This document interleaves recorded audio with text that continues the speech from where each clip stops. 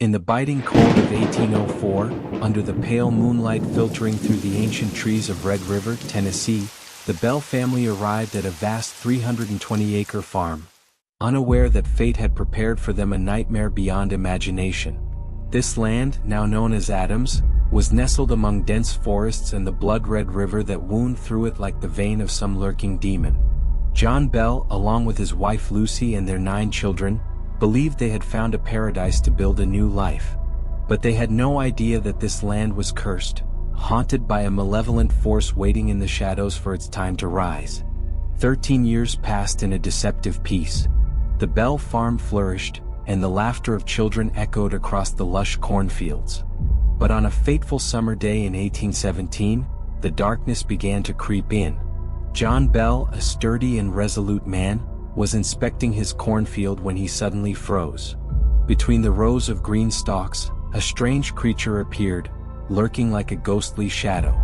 It resembled a black dog, yet its glowing red eyes and twisted form were unlike anything from this world.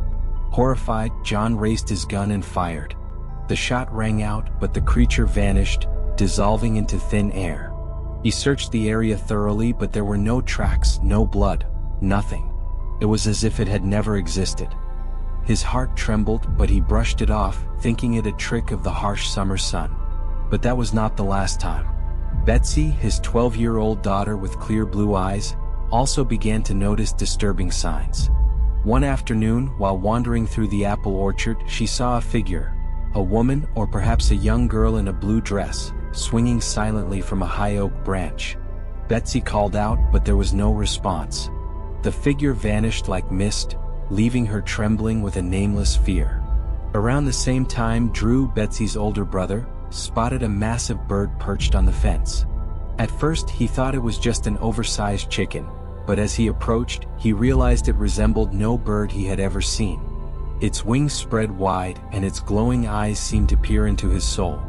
Then, as if playing some cruel joke, it disappeared. At night, the Bell farm ceased to be a place of refuge. Knocking echoed through the house, slow, steady, deliberate, as if someone was toying with their fear. Scratching sounds came from the wooden walls, like claws of some unseen beast. Flapping wings beat against the roof, as if hellish bats were gathering. John, thinking mischievous children from town were behind it, rushed outside, only to be met by darkness and a chilling silence. No footprints, no sound, only the icy sensation crawling down his spine.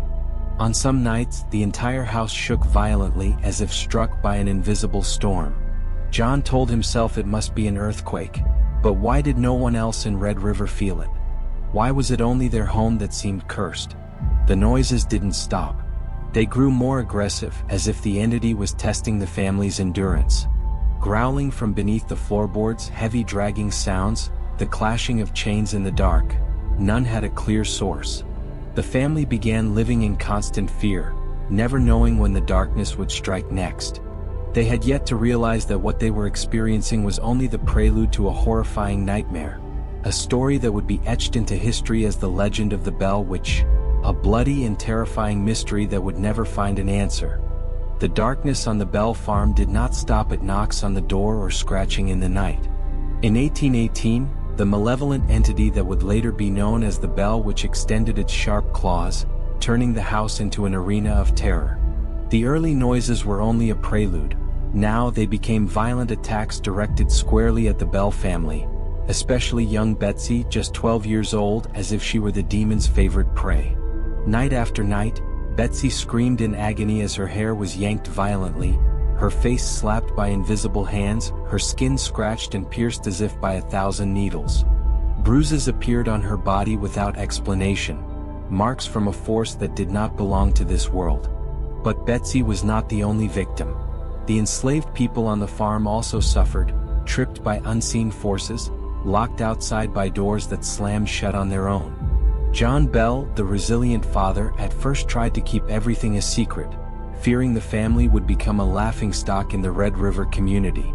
But as the attacks grew more vicious, he could bear it no longer.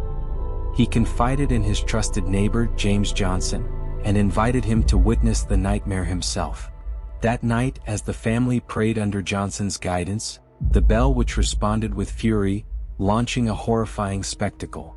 Knocks, scratches and dragging sounds erupted simultaneously, like a symphony from hell.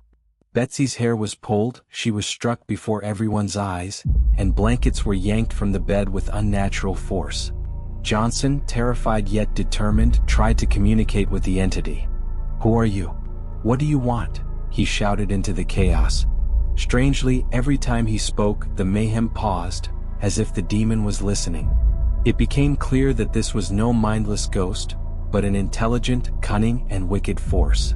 The Red River community, rather than mock the bells, rose to support them. Investigation groups were formed, with people standing guard day and night. But the bell which was unfazed.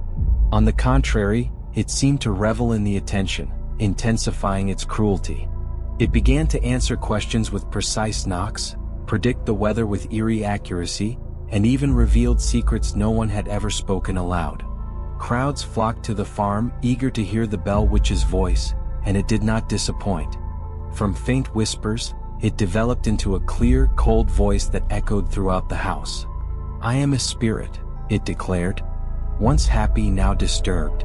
It identified itself as Kate, hinting at Kate Batts, an eccentric woman in the town. But was that the truth, or another cruel trick? The bell which didn't just speak, it acted. It deceived townsfolk into digging for non-existent treasure, then laughed at their foolishness. It tormented challengers like General Andrew Jackson, who arrived at the farm hoping to confront it.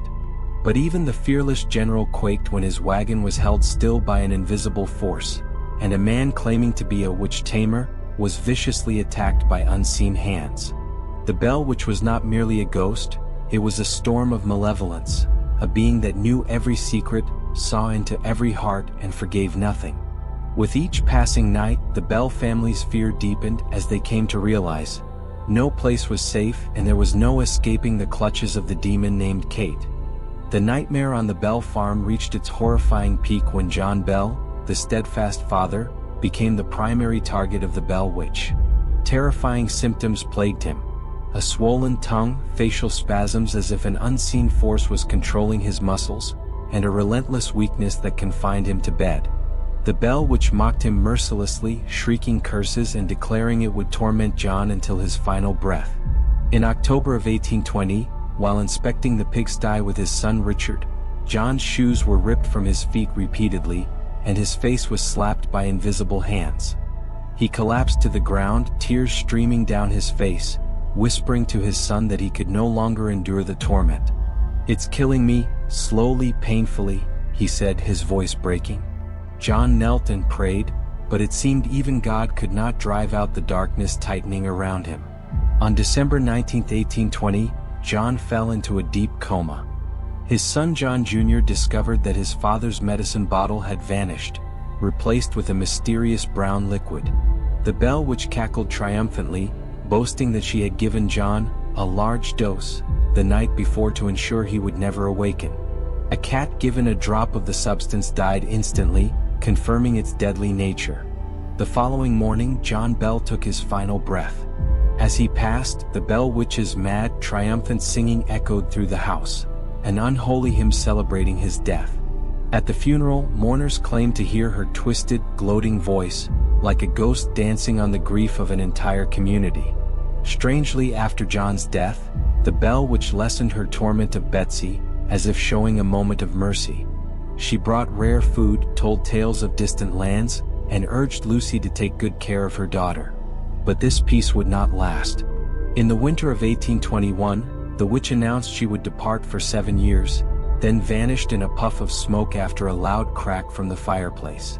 True to her word, in 1828 she returned, haunting Lucy, Richard, and Joel with familiar knocking and blanket yanking.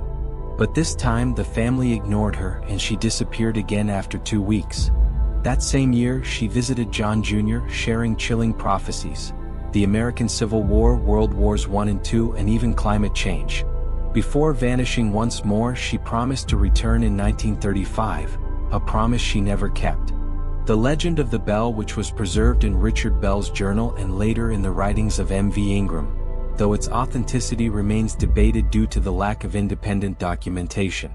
Still, flickering lights and eerie singing are still reported on the old Bell land, as if Kate's spirit never truly left. Do you believe in the Bell Witch? Or is it all just a chilling tale of folklore and fear? Let us know your thoughts in the comments. If you found this story spine-chilling and fascinating, don't forget to like, subscribe, and join us as we dive deeper into mysteries from the shadows. Stay tuned for more terrifying tales, where the ghosts still lurk in the dark.